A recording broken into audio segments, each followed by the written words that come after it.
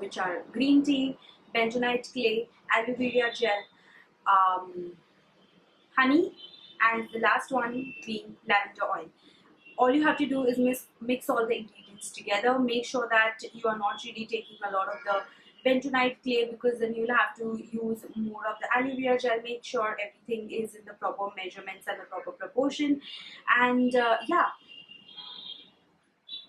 without further ado, let's get started with the video.